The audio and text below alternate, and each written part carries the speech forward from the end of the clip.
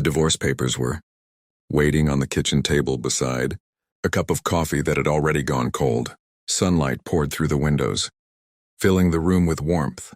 But nothing about that morning felt warm anymore. My wife had left for work before sunrise, and all she had written on a small note was, "Please sign them when you're ready."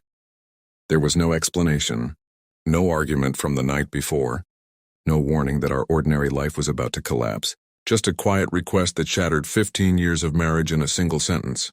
I stared at those papers for what felt like hours, wondering how someone could still make your favorite coffee while asking you to disappear from their future. Some heartbreaks arrive like storms, but others come on the brightest mornings when the birds are singing and the world refuses to notice your pain. Before we continue this emotional journey, please take a moment to like this video, leave a comment, share it with someone who believes in kindness and second chances, and subscribe to Lifeline Vibes, and your support helps us bring more heartfelt stories that remind us hope can be found even in life's darkest moments. My name is Rowan Mercer, and until that morning, I believed I understood everything about the woman I loved. My wife, Celine, had always been calm, thoughtful, and impossible to read whenever she was carrying a burden alone. We had built our lives carefully over the years. We never owned a mansion or drove expensive cars, but we had a comfortable home filled with memories. Weekend breakfast on the patio, afternoon walks through the neighborhood park, and quiet evenings watching the sunset from our porch. We had survived financial struggles, family losses, and countless disappointments together. That was why those divorce papers made no sense. We were not perfect, but we were partners. At least that was what I believed. The rest of the day passed in a haze. Every room inside the house reminded me of another chapter of our lives together. The dining table where we celebrated birthdays, the living room where we laughed through old movies, the hallway where family photographs captured years that suddenly felt like they belonged to strangers. I searched for clues that I had somehow ignored. Had she smiled less often? Had she been quieter? Had she stopped looking at me the way she once did? Looking back, I realized there had been small changes, tiny moments that seemed insignificant at the time. She had started working longer hours, spending more evenings reading alone, and sometimes staring out the window as though searching for something beyond the horizon. I had mistaken her silence for exhaustion instead of loneliness. When Celine returned home that evening, the daylight was beginning to soften into golden afternoon light. She greeted me with the same gentle smile she always wore. Yet there was sadness hidden behind her eyes. Neither of us mentioned the papers immediately. We simply shared dinner in almost complete silence, hearing only the sound of forks against plates. Finally, I gathered enough courage to ask why. She looked down at her hands before answering with a calmness that somehow hurt more than anger ever could. She explained that sometimes people slowly disappear inside their own lives without anyone noticing. She said she no longer knew who she was beyond being someone's wife, someone's employee, someone's dependable friend. She confessed that she felt invisible, not because I had been cruel, but because we had both become comfortable living beside each other instead of truly living together. Her words echoed in my mind long after she went to bed. I wanted to defend myself, to remind her of everything I had done for our family. But deep inside, I knew she wasn't accusing me of failing to provide. She was describing something far more painful. Somewhere along the way, I had stopped seeing her dreams, because I assumed they would always wait until tomorrow. The following weeks became the longest of my life. Although the divorce papers remained unsigned, our home transformed into a place filled with polite distance instead of affection. We still shared breakfast every morning before work, but conversations became short and practical. The laughter that once echoed through our kitchen disappeared. Friends noticed something was wrong, yet neither of us could explain what was happening, because there had been no dramatic betrayal, no shocking secret, and no explosive fight. Our marriage wasn't collapsing because of hatred. It was fading because two good people had quietly drifted apart.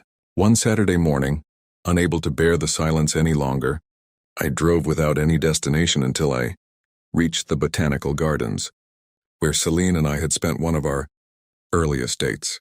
Families wandered along flower-lined paths while children laughed beneath bright blue skies. Everything around me seemed full of life, yet I felt completely alone. Sitting on a wooden bench, I began remembering the young woman who had once spoken endlessly about opening a small community art studio where children and elderly neighbors could paint together. I remembered how passionately she described filling empty walls with color and helping lonely people discover joy through creativity. That dream had slowly disappeared beneath mortgages, work schedules, and endless responsibilities. The painful truth struck me harder than anything else. I had forgotten her dream because I had become too focused on protecting the life we already had. That realization changed something inside me. Instead of begging her to stay, I decided to become the husband I should have been years earlier. I started coming home earlier from work. I cooked dinner more often, not because I wanted to impress her, but because I wanted us to spend time together again. I listened when she talked instead of thinking about tomorrow's meetings. I asked questions about her thoughts instead of discussing bills and errands. At first, she seemed surprised, even suspicious. Years of emotional distance could not disappear overnight.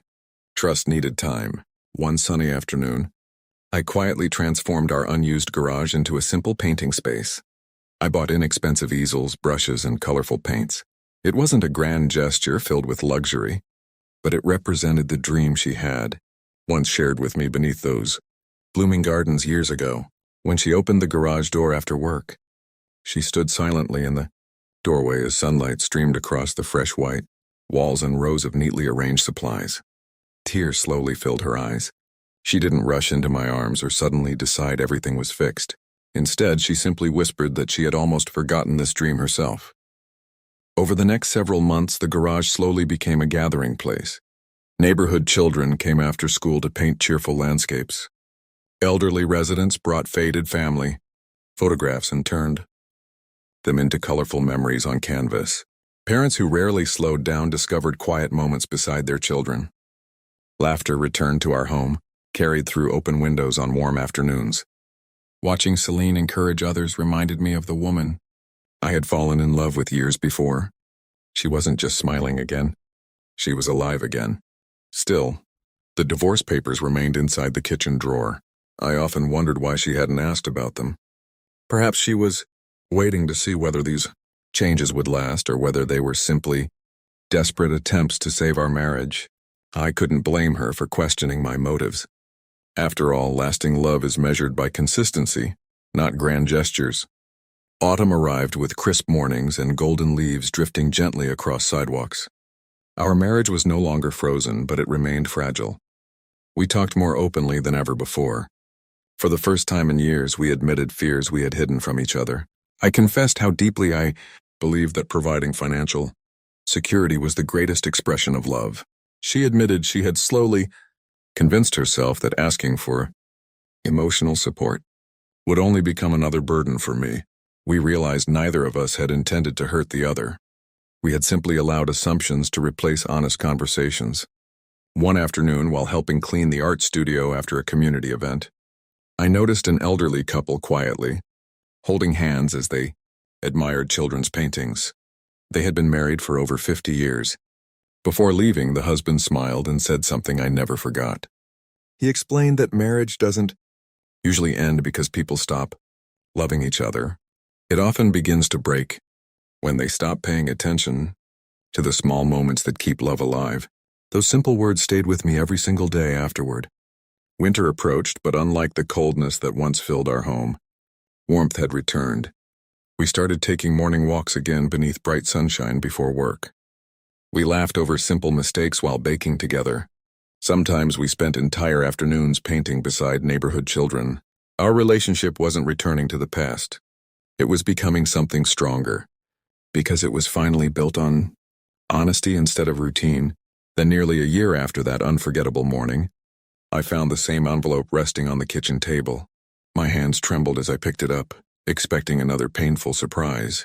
Instead of legal papers, I discovered a handwritten letter. Celine explained that she had never truly wanted to end our marriage. The divorce papers had been the only desperate way she knew to make us stop pretending everything was fine. She admitted she feared losing me forever, but she feared losing herself even more. She thanked me not because I had convinced her to stay, but because I had chosen to grow instead of becoming bitter. She wrote that love survives only when two people keep choosing each other, especially after disappointment. When she walked into the kitchen that afternoon, sunlight filled every corner of the room just as it had the day everything nearly ended. This time, however, there were no cold cups of coffee or painful silence waiting between us. There was only understanding. Without speaking, she opened the drawer, removed the divorce papers, and placed them gently into my hands. Together, we carried them outside beneath the bright afternoon sky. Standing beside the garden we had planted together years earlier, we quietly tore the papers into tiny pieces and placed them into the recycling bin. It wasn't about destroying the past. It was about choosing a different future. Life didn't suddenly become perfect after that day. We still disagreed about ordinary things. We still faced stressful workdays, unexpected expenses, and difficult seasons. But we learned something far more valuable than perfection. We learned to notice each other again.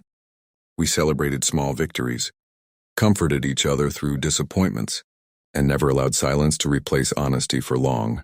The art studio continued, growing until volunteers joined from neighboring communities, bringing hope to people who simply needed a place where someone would listen. Looking back now, I sometimes realize that the divorce papers didn't destroy our marriage. They revealed everything we had neglected. They forced us to confront the quiet distance we had mistaken for normal life. Pain became the doorway that led us back to gratitude, compassion, and genuine partnership. If this story has touched your heart, please take a moment to like this video, leave a comment, share it with your friends and family, and subscribe to Lifeline Vibes. And your support encourages us to continue sharing stories that remind the world kindness, forgiveness, and hope still exist. Special request: before you leave, please comment. Love grows when hearts choose each other again. We'd love to know where you're watching from and whether this story reminded you of someone special in your life. Sometimes the strongest marriages are not the ones that never face storms. They are the ones where two imperfect people refuse to stop learning how to love each other, even after the clouds have gathered. The brightest mornings are not always the ones without tears. They are the mornings when forgiveness quietly replaces fear, when understanding takes the place of pride, and when two people discover that every new sunrise offers another chance to begin again. And perhaps that is the greatest lesson of all. Love is not something we simply find once and keep forever. Love is something we choose, nurture, protect,